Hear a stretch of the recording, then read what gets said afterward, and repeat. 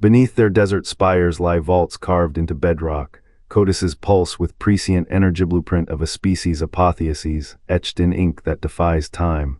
What strategy demanded such secrecy? The Sisterhood's final gambit, to transcend human biology, not rule it.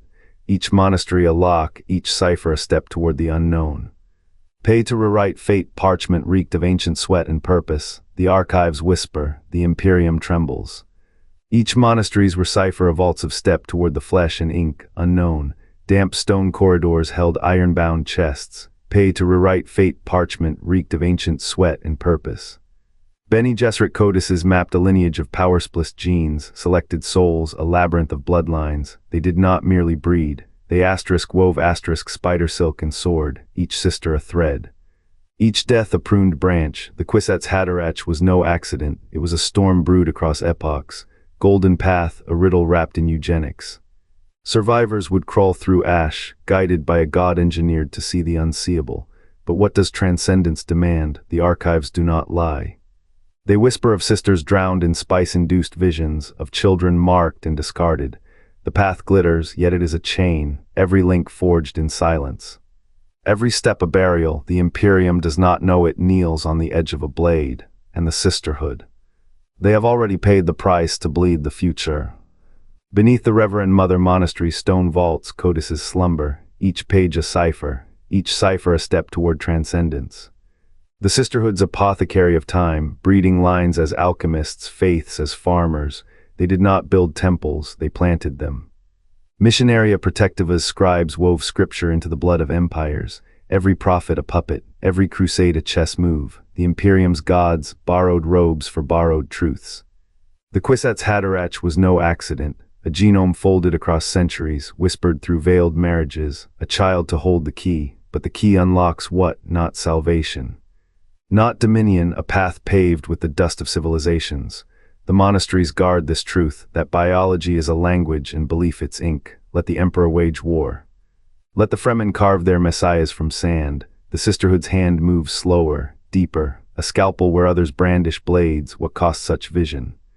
Generations of daughters drowned in pain to map the human limit.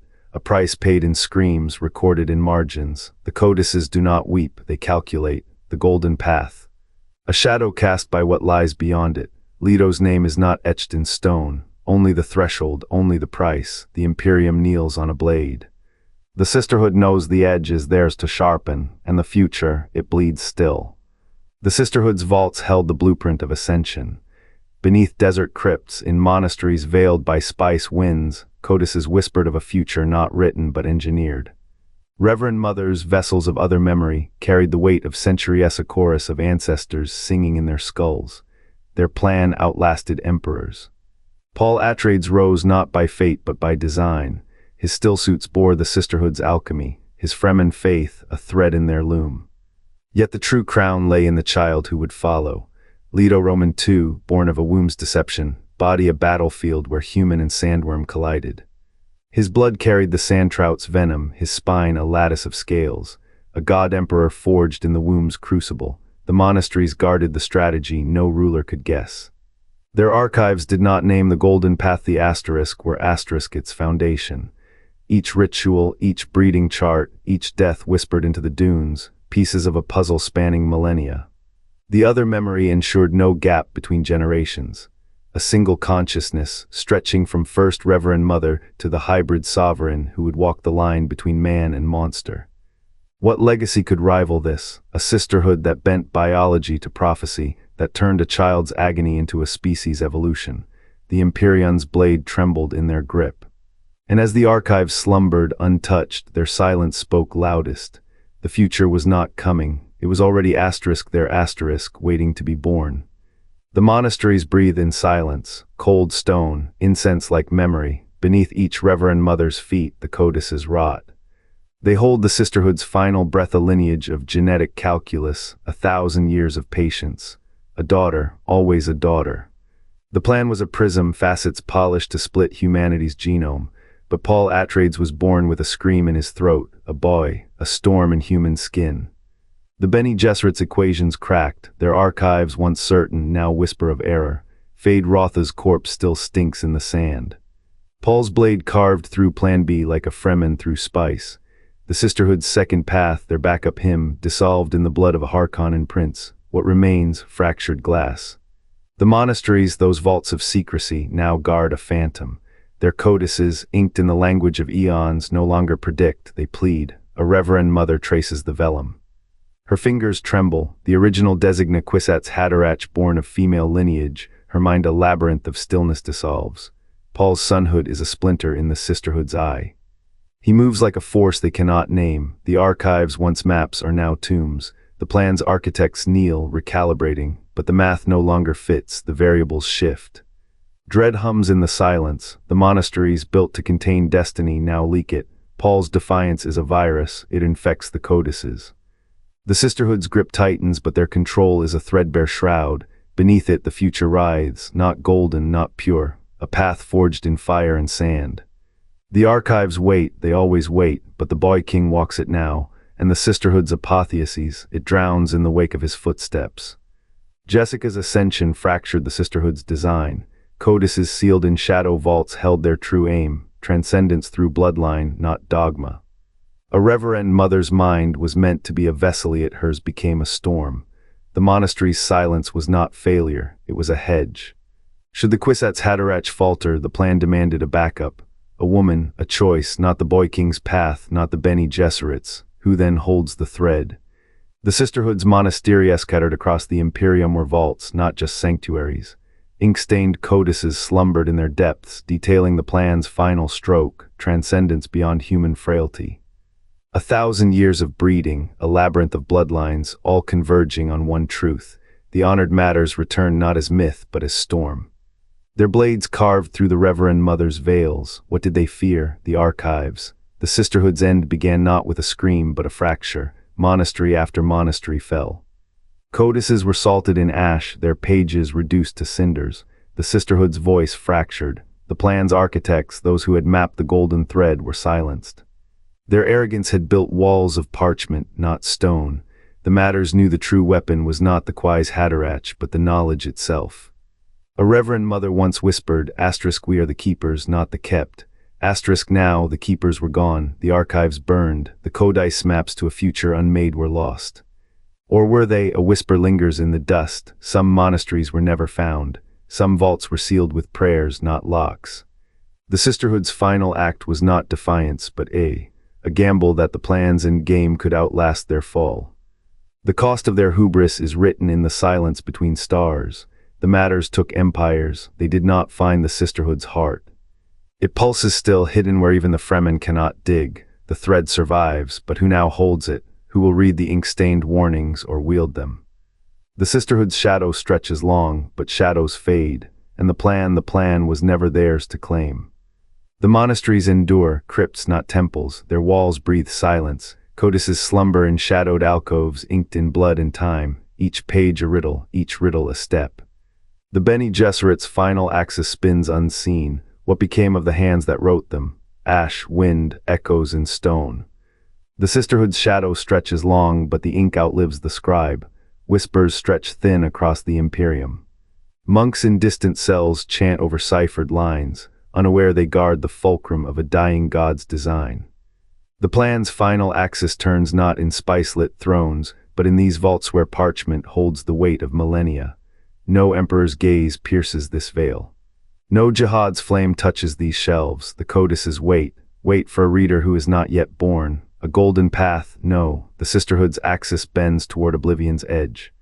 Leto's name is not here, his shadow is. A child's footprint in dust leading to a precipice. The archives do not promise salvation, they demand a price. A species will to burn itself, to rebuild, to forget. The Bene Gesserit's last breath is etched in these pages. A question without an answer, the monasteries stand. Their doors unmarked, their purpose unspoken. The plan was never theirs to claim, it was never theirs to lose. The codices endure, and the future reads. The Reverend mother monasteries held more than rituals. They held the codices of a plan older than the Imperium. Princess Irulan's chronicles *Dune* in its shadow, *Dune Messiah*, these were not mere records.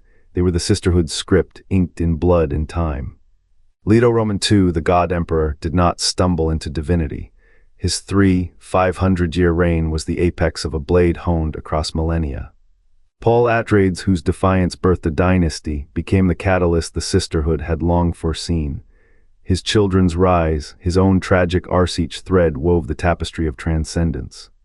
The Monasteries' archives whispered of a species unshackled from biology's chains, yet every triumph carried the weight of sacrifice.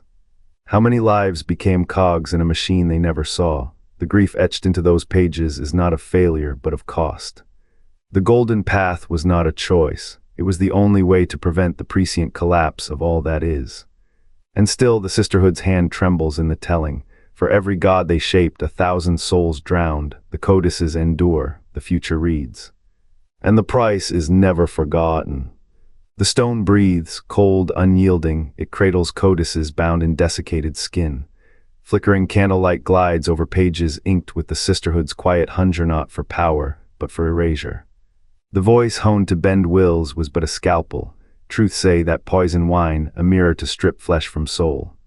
Both were steps on a staircase ascending from biology's cage. Here, in these hidden monasteries, the Bene Gesserit wove a tapestry of centuries.